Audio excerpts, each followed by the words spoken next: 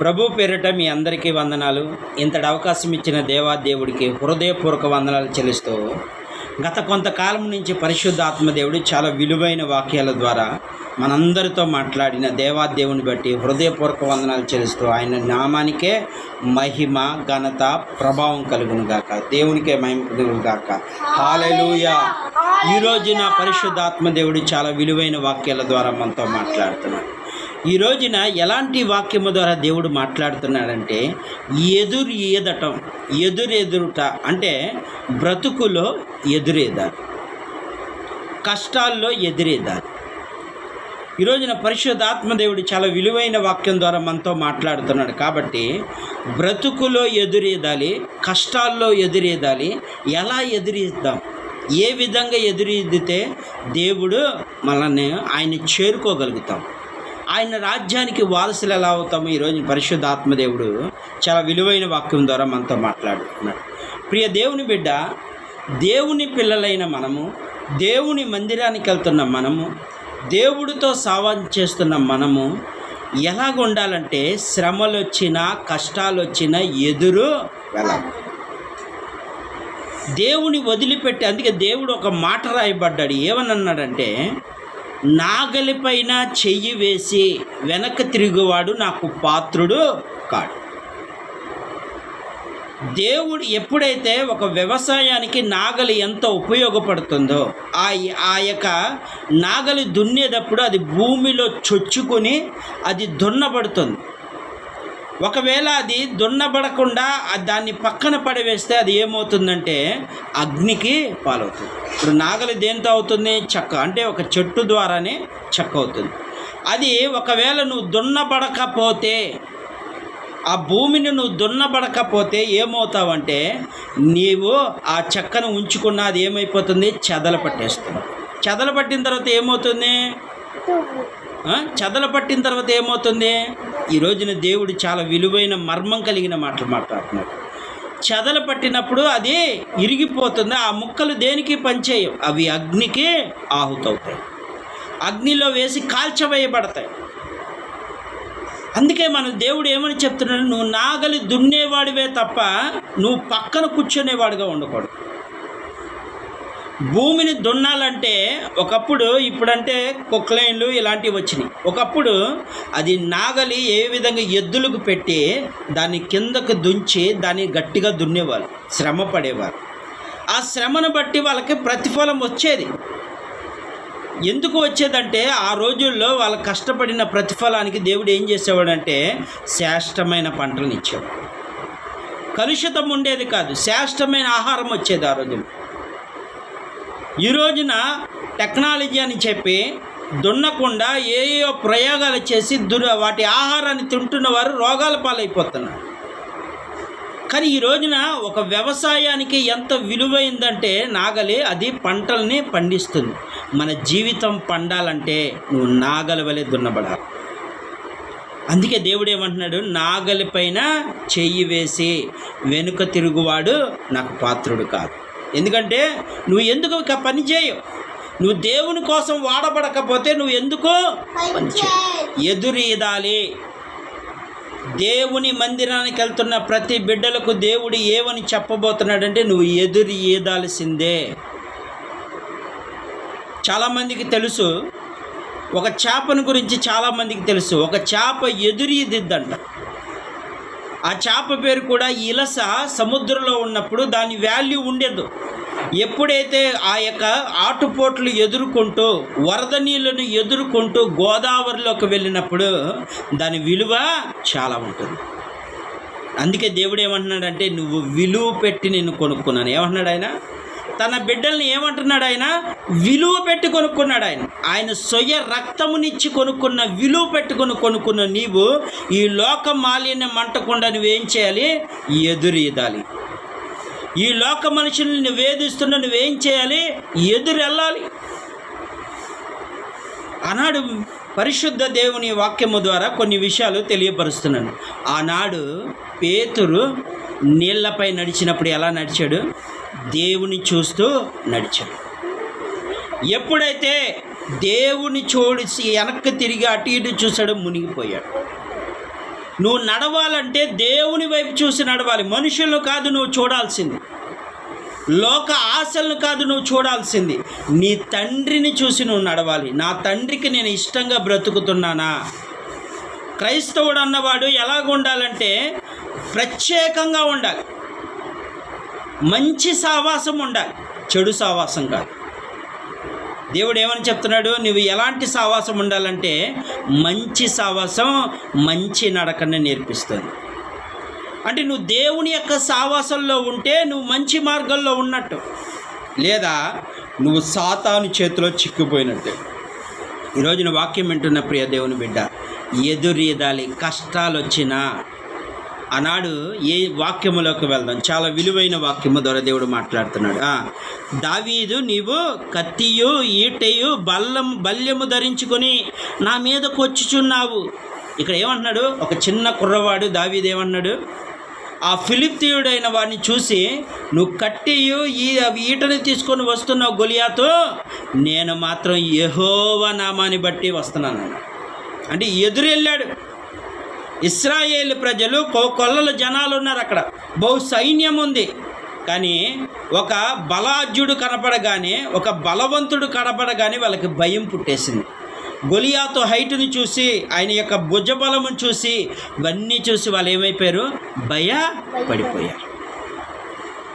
ఈ రోజుల్లో కూడా మనం కూడా కష్టాలు చూసి భయపడిపోతున్నాం. ఏ కష్టం వచ్చినా, ఏ వ్యాధి వచ్చినా, ఏదొచ్చినా సరే భయం. ఇశ్రాయేలు ప్రజలు ఎన్నో యుద్ధాలు గెలిచారు, గొప్ప గొప్ప విజయాలు సాధించారు. సౌలు ఉన్న టైంలో దేవుడు ఆయన ఆత్మ తోడుండగా చాలా విజయాలు ఆనాడు వాక్యము ద్వారా మాట్లాడి విజయాలు పొందుకున్నారు. కానీ ఇప్పుడు ఏమవుతున్నారంటే భయపడిపోతున్నారు. ఎందుకంటే అక్కడ దేవుడి ఆత్మ వెళ్తారు. ఎవరి మీద ఉంది దేవుని ఆత్మ? దావీదు దగ్గర ఉంది. అందుకే దావీదు అంటున్నాడు, నువ్వు కట్టే ఈటలు, అంటే నువ్వు లోక సంబంధించిన ఈటలు కర్రలు పట్టుకొని నువ్వు వస్తున్నావు, కానీ నేను ఎవరి పేరిట వస్తున్నానో తెలుసా? దేవుని నామాన్ని బట్టి వస్తున్నాను. ఏమంటున్నాడు అక్కడ చూద్దాం. ఏమంటున్నాడు? ఈ దినముని యెహోవా తర్వాత బల్యము ధరించుకొని నా మీదకు వచ్చుచున్నావు. అయితే నువ్వు తిరస్కరించిన ఇశ్రాయేలు సైన్యముల అధిపతికి యెహోవా పేరిట నేను నీ మీదకి వచ్చుచున్నాను. ఈ దినమున యెహోవా నిన్ను నా చేతికి అప్పగించును. నేను నిన్ను చంపి నీ తల తెగ నరికి వేదును. ఏమన్నాడు? తల తీసేస్తాను అంటున్నాడు. ఒక గొలియాతుని చూసి ఒక చిన్నపిల్లాడు అంటున్నాడు, ఇదిగో ఈరోజు దేవుడు నా చేతికి అప్పగించబోతున్నాడు. ఆయన నామం పేరిట నేను యుద్ధానికి వస్తున్నా. నువ్వు అన్నీ ఉన్నాయి. ఇప్పుడు ఏముంది అక్కడ? అక్కడ దావీదుకి ఏమీ లేదు. 5 రాళ్ళు, ఒక ఒడిసి తప్ప ఇంకేమీ లేదు. బలమైన సామాన్లు ఏమీ లేవు. బలం కలిగిన సామాన్లు ఎవరి దగ్గర ఉన్నాయి? కట్టెలు, ఈటలు, చాలా బలం కలిగినవి ఎవరి దగ్గర ఉన్నాయి? కవచాలు, ఇవన్నీ ఎవరి దగ్గర ఉన్నాయి? ఏ కవచం లేదు, ఏదీ లేదు. వెళ్ళిపోయాడు అంతే. దేవుడి నామాన్ని పేరిట మనము ముందుకు వెళ్ళిపోవాలి. ఎన్ని శ్రమలు వచ్చినా, ఎన్ని ఇరుకులు వచ్చినా దేవుడి నామాన్ని బట్టి వెళ్ళిపోతేనే సాతాను యొక్క తలను చెత్త కొట్టగలుగుతావు అంటున్నాడు. ఇదిగో నీ తల నరుకుతాను అంటున్నాడు. నీ తల తెగ నరుకుతాను, అది నరికిన తర్వాత నీ మాంసాన్ని ఏం చేస్తాను అంటున్నాడు. చూద్దాం. ఇశ్రాయేలు లోకములో నివాసించి తెలిసినట్టు నేను ఈ దినమున ఫిలిష్తీయుల యొక్క కళేబరాలు, ఆకాశ పక్షులు, భ్రూముగాలు కిత్తును. అప్పుడు యెహోవా కత్తి చేత ఈటె చేత రక్షించువాడు కాదని ఈ దండు వారందరూ తెలుసుకుందరు. ఏమంటున్నాడు? ఎవరైతే ప్రగల్భాలు పలికారో, దేవుడు ఇలాగ యుద్ధం చేశాడు, ఇంత అద్భుతమైన యుద్ధం చేశాడని వాళ్ళే తెలుసుకుంటారు. ఇప్పుడు ఎవరు ఇక్కడ ఇశ్రాయేలు మీద ఒక రకమైన యుద్ధాన్ని గురించి ప్రకటించారు? ఫిలిష్తీయులు. ఆ దండు వణికిపోయింది. ఎప్పుడైతే ఆ తెల నరకటం జరిగిందో, దండు ఏదైతే దావీదు నోటిలో నుంచి వచ్చిందో అదే నెరవేర్చబడింది. దావీదు ఏదైతే అన్నాడో ఆ కత్తిని తీసుకొని, ఎవరి కత్తి తీసుకొని? ఆ కత్తిని 4 మోసేవాళ్ళంట. ఆ కత్తిని ఒక్క బాలుడు లేపి దాన్ని నరికి ఆ తలను పట్టుకోగానే గజ్జ గజ్జ గజ్జ గజ్జ వణికిపోయారు. ఈరోజున సాతాను నీ మీద అనేక మంది బాణాలు వేస్తున్నాయి. సాతాను సమూహాలు అనేకమైన బాణాలు వేస్తున్నాయి. అందుకే నువ్వు ఈ రాత్రి ఏమని చెప్తున్నాడంటే, దేవుని నామాన్ని బట్టి ముందుకు సాగు, దేవుని నామాన్ని బట్టి ముందుకు సాగు. ఇశ్రాయేలు ప్రజలు దేవుని చేతులకు రాగానే ఎర్ర సముద్రమే 2 పాయలు అయిపోయింది. దేవుని చేతిలో ఉండాలి మనం.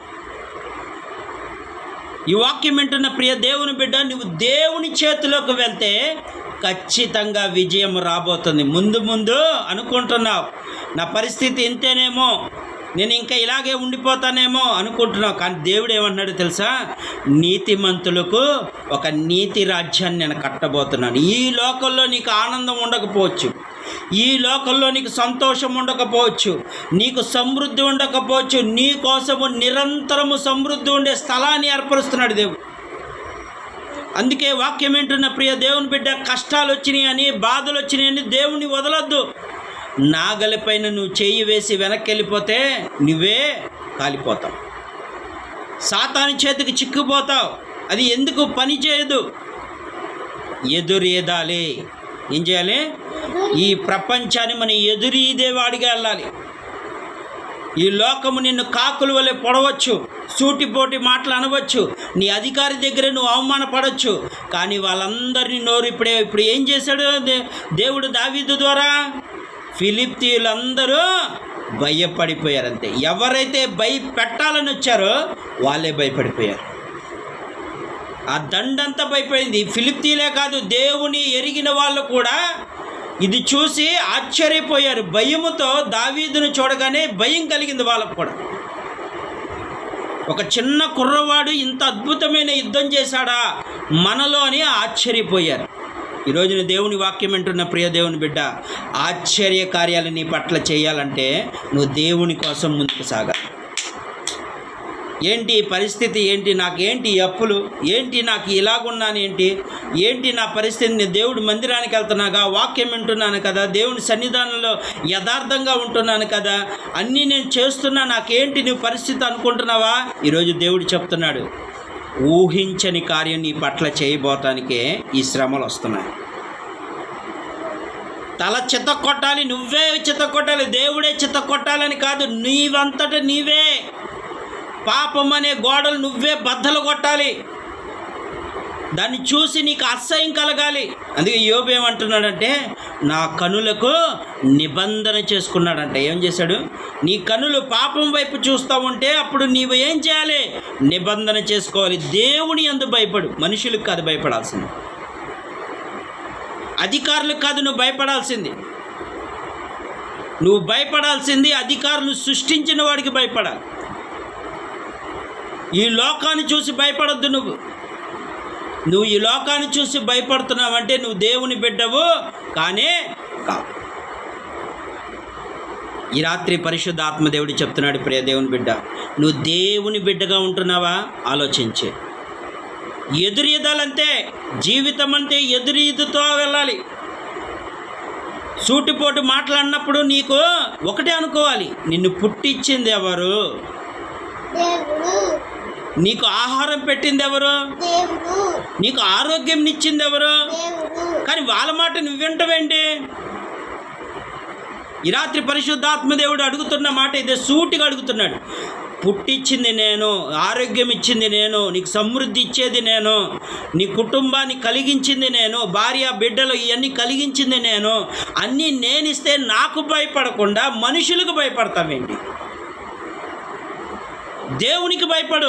అమ్మో, నా దేవుడు చూస్తున్నాడు, ఈ తప్పు నేను చేయకూడదు, నా దేవుడు చూస్తున్నాడు, నేను అబద్ధం ఆడకూడదు, నా దేవుడు చూస్తున్నాడు, నేను యథార్థంగా ఉండాలి, నా దేవుడు చూస్తున్నాడని ఆ భయం ఉండాలి తప్ప మనుషులకు భయపడతావేంటి నువ్వు? ఈ రాత్రి పరిశుద్ధ ఆత్మదేవుడు చాలా విలువైన వాక్యం ద్వారా నీతో నాతో చెప్తున్నాడు, నీవు మనుషులు చూసి భయపడుతున్నావంటే నువ్వు దేవుని బిడ్డవు కాదు. నువ్వు రాజకుమారుడు కావు. రాజకుమారుడు భయపడతాడా? ఎందుకని? నా తండ్రి ఉన్నాడు, నేను రాజుగా ఉన్నాను, నా పక్కన సైన్యం ఉందంటాడు. నీ పక్షాన దేవుడు దూతల్ని పంపాడయ్యా. కుడికైనను ఎడమకైనను త్రొట్టలేకుండా నిన్ను కాపాడటానికి నువ్వు ప్రార్థన చేయగా ఆయన దూతలను పంపుతున్నాడు. రోజు నిన్ను క్షేమంగా కాపాడుతున్నాడు. ఏ కీడు గుడారములో సమీపించకుండా నిన్ను కాపాడుతున్న దేవుడు నీకుండగా ఏంటి భయం నీకు? దేవుని యందు భయభక్తులు కలిగి ఉండు. సమాజాన్ని చూసి భయపడొద్దు, మనుషులు చూసి భయపడొద్దు. వాళ్ళ ఏ నోటితో అంటారో తృణీకరించిన వాళ్ళని చూస్తాడు దేవుడు. ఎవరిని చూస్తాడు? కొలసీయులకు రాసిన పత్రిక 3వ అధ్యాయంలో ఏముంది? నేను జ్ఞానులను పిలవలేదు. ఎవరిని పిలుచుకున్నాడు దేవుడు? బలహీనులను పిలుచుకున్నాడంట, దరిద్రుల్ని పిలుచుకున్నాడంట. ఎందుకని? ఈ లోక జ్ఞానాన్ని మన ద్వారా వాళ్ళు ఏం చేయాలి? నాశనం చేయాలి. ఈరోజు దేవుని వాక్యం వింటున్న ప్రియ దేవుని బిడ్డ, నిజమే కదా? ఒకప్పుడు నోట్రానుండేవాడు, దేవుని బిడ్డగా ఉండేవాడు. వాళ్ళ తల్లి అనేది ఏమనేదంటే, అయ్యా నువ్వు ఎందుకు పనికిరాని వాడివే అని అందరూ ఎగతాళి చేశారు.